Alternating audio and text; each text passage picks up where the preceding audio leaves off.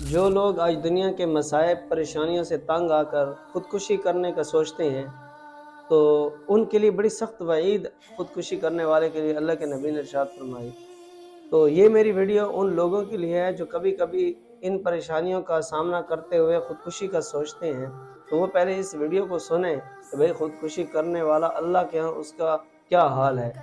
اللہ کے محبوب پیغمبر نے ارشاد فرمایا کہ تم میں سے پہلی قوم میں ایک شخص گزرا جسے ایک زخم ہو گیا،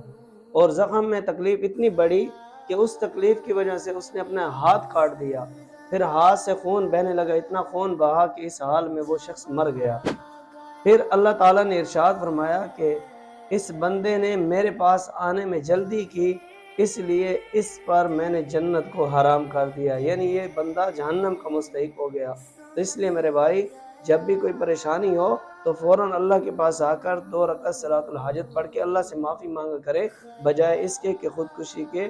اس معاملے کو سامنے رکھیں۔